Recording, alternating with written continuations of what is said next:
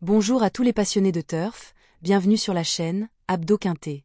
Aujourd'hui, on s'intéresse au Quintet Plus du samedi 9 août 2025, disputé sur l'hippodrome de Deauville-la-Touque et plus précisément au Prix de Bayeux, Réunion 1, course 3. Une course très disputée sur une distance classique, qui promet beaucoup de suspense et d'émotions fortes. 16 partants sont engagés, avec des profils variés, entre chevaux expérimentés et jeunes talents. Les conditions de course sont bonnes, et le terrain devrait être favorable à des performances rapides. Voici le décryptage complet, cheval par cheval, pour vous aider à y voir clair et affiner vos pronostics. Le cheval numéro 1, Olympique Message. Après une rentrée encourageante, il a confirmé ses progrès en terminant 3e d'un Quintet Plus sur ce même parcours. Il est en forme et compétitif dans les gros handicaps. En toute logique, il mérite un large crédit. Ce bon finisseur a désormais retrouvé une zone de poids très favorable. Il vient d'afficher un net regain de forme sur ce parcours, 3e, et n'aurait qu'à répéter cette prestation pour jouer un premier rôle. À retenir impérativement. Un cheval en forme, capable de belles performances quand il est bien placé. Sa régularité est parfois en dents de scie, mais il reste un outsider solide. Attention à son comportement sur la piste, le jockey le maître devra bien le canaliser. Le cheval numéro 2, Laure Sinclair, vient de prouver sa compétitivité à ce niveau sur cette même ligne droite de Deauville. Il a vraiment bien couru et a conservé une très belle condition physique. Tout semble réuni pour le voir confirmer. Ce hongre de 4 ans monte en puissance et vient de laisser une impression très favorable dans le prix de la place Morny, 2e, la course clé. À cette valeur, il ne devrait plus tarder à renouer avec le succès. Première chance théorique. Sans doute l'un des favoris du jour, ce cheval régulier, monté par le talentueux Christophe Soumillon, a souvent brillé dans ce genre de course. Son bonnet anti-bruit montre qu'il est sensible, mais cela ne l'empêche pas d'être redoutable. Le cheval numéro 3, Simply Streaking, a bien tenu sa partie récemment sur ce tracé. Il n'a peut-être pas beaucoup de marge à ce poids, mais il s'est souvent montré performant sur cette ligne droite dauvillaise. Il est en forme, donc j'espère qu'il pourra répéter et accrocher une place. Ce vénérable cheval de Neuve en est pas de tous les jours mais reste capable de coups d'éclat, en atteste sa récente 4e place dans la course de référence.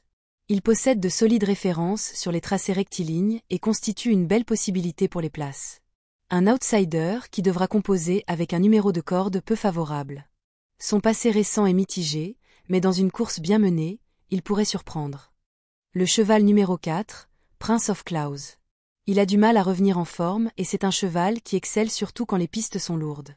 Ce week-end, il n'aura donc pas son terrain de prédilection. On espère le voir courir en progrès, mais sa tâche n'est pas facile. Ce fils d'Almanzor n'a pu confirmer sa 3e place obtenue dans le Quintet Plus du 25 mars. Sa rentrée, dans une course à réclamer, n'a guère été convaincante et il reste plus à l'aise sur les pistes très souples. Vu la qualité d'ensemble du lot, il n'est tout de même pas hors du coup. Plus irrégulier, ce cheval aura besoin d'un bon déroulement de course pour tirer son épingle du jeu. Son expérience est un atout, mais la forme récente n'est pas très engageante. Le cheval numéro 5, Trouvalu, devrait bien s'exprimer sur la ligne droite, car elle a besoin de liberté et n'aime pas être contrariée. Elle n'a pas trop de marge au poids, d'autant qu'elle ne bénéficiera pas de décharge, mais avec un bon parcours, elle peut viser une place. Je lui fais confiance. Après 2 belles prestations au niveau inférieur durant le mois de mai, cette pouliche vite sur jambes a montré ses limites dans des Quintets Plus. Elle affiche d'ailleurs un 0 pointé à ce niveau, en 4 essais. Elle remplirait son contrat en accrochant la 5e place. Un cheval qui peut créer la surprise s'il trouve les bonnes conditions de piste et un rythme favorable. Le cheval numéro 6. Lauréate de 3 handicaps depuis début septembre, elle a été pénalisée de 8 kg au total. Elle manque de marge en valeur 35 et avait été nettement dominée dans l'événement du 8 juin, face aux seules femelles. En bout de piste seulement. Un nom à retenir. En pleine forme, plusieurs bonnes performances récentes, et un jockey expérimenté. C'est un sérieux prétendant à la victoire ou au moins au podium. Le cheval numéro 7. Donne toujours le meilleur de lui-même. Il fait toutes ses courses mais manque parfois de maniabilité, ce qui le place un peu loin durant le parcours. Ce protégé de Satoshi Kobayashi souffle le chaud et le froid cette année et débute en ligne droite ce samedi. Cela dit, ses meilleures performances lui confèrent une belle chance en pareille société. Les amateurs d'outsiders peuvent se laisser tenter. Numéro de corde idéal pour démarrer rapidement. Cheval régulier, capable d'accrocher une place. Le cheval numéro 8, Topissime, a eu un parcours sur mesure dernièrement à Chantilly, ce qui lui a permis de s'imposer plaisamment. On se fait désormais plaisir et tout ce qu'elle pourra prendre n'est que du bonus. Elle monte de catégorie en ayant été pénalisée au poids, mais elle est restée dans une excellente condition. Elle n'a jamais couru en ligne droite, mais je pense qu'elle peut bien s'adapter. Tout va dépendre du déroulement de course et du parcours que nous aurons. Ce n'est pas un quintet plus qui est extrêmement relevé, donc c'est une belle opportunité. Pour sa 11e sortie publique, cette représentante de Nicolas Gilbert a ouvert son palmarès à Chantilly le 8 juillet. Sa tâche se complique avec 5 livres de surcharge et elle aurait préféré une piste nettement plus souple. Malgré sa forme, elle ne viendra que dans un second choix. Une jument avec un profil un peu inconstant, mais qui peut profiter d'un bon parcours. Le cheval numéro 9, Big Log, a très bien couru dernièrement à Chantilly, dans une épreuve pour Gentleman Rider. Il a été un peu malheureux en recevant un coup à mi-ligne droite, ce qui l'a déséquilibré. Difficile de dire s'il aurait gagné, mais il n'a pas été servi. Il est resté au top à l'entraînement.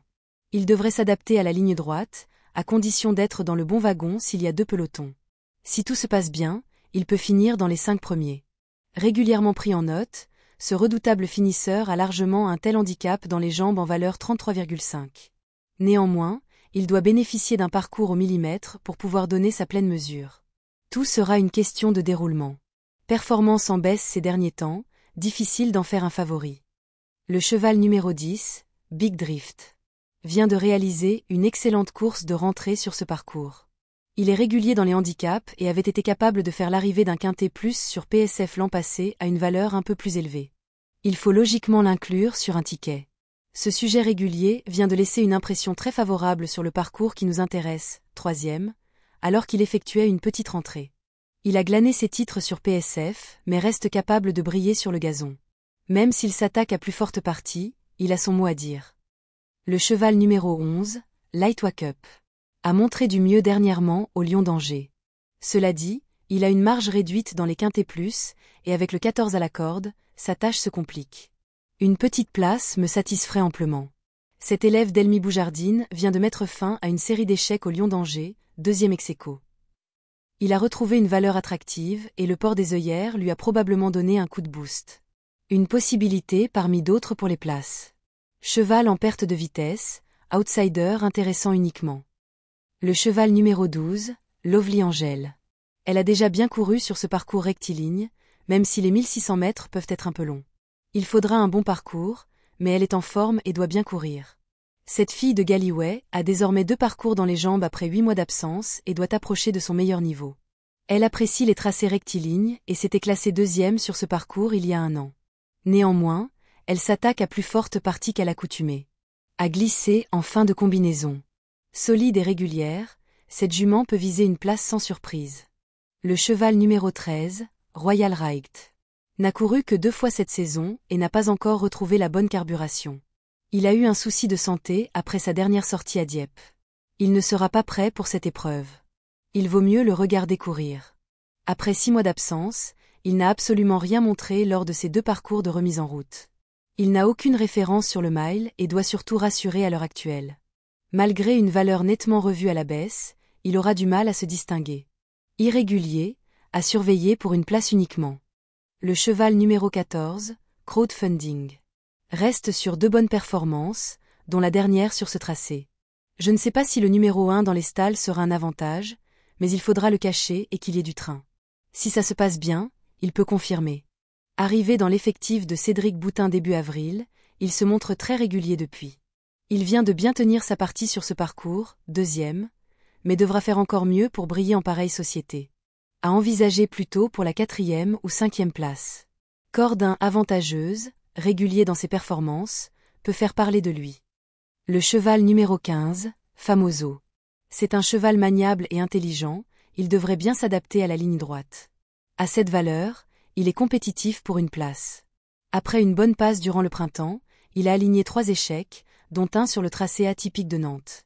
Il s'attaque à forte partie et affiche d'ailleurs un bilan médiocre dans les quintés plus 0/4. Sa présence à l'arrivée serait surprenante. Résultat en dents de scie, difficile à conseiller, mais jamais à écarter complètement.